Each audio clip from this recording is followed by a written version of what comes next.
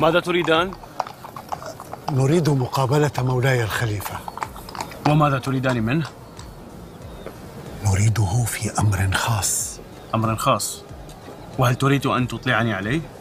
لا أستطيع يا سيدي، لا أستطيع أن أطلع أحدا عليه سوى مولاي الخليفة الرشيد.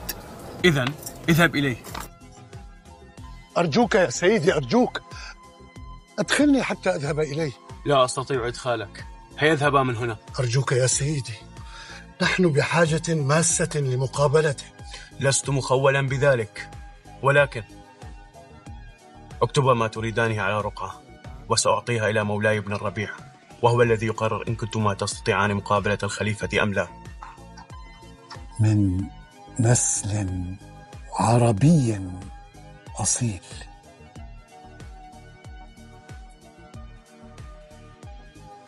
وهذه زوجك عصماء، وأنا خالها حمدان،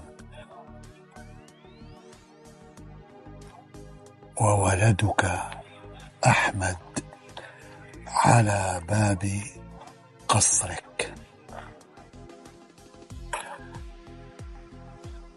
وقد تركنا لك هذه الرسالة مع وزيرك ابن الربيع، بارك الله به، بانتظار عدلك وضم زوجك وولدك إلى كنفك.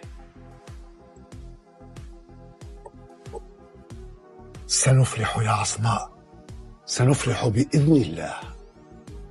بإذن الله. السلام عليكم. وعليكم السلام ورحمة الله وبركاته. إذا أردتم المكوث هنا لفترة أطول فعليكم أن تكتروا بيتا وتفسحوا المجال لعابرين جدد.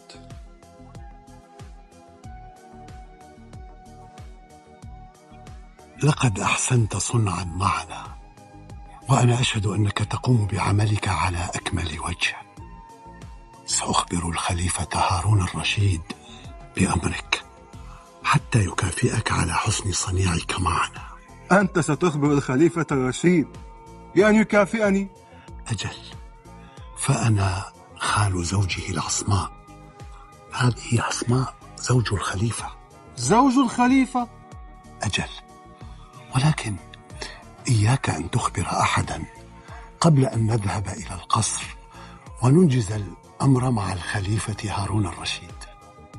حسنا حسنا يا أخي. عندما تقابل الخليفة فأخبره بأن عليا مسؤول دار السبيل أكرمنا فكافئ. ما هذا؟ أكاد أجن.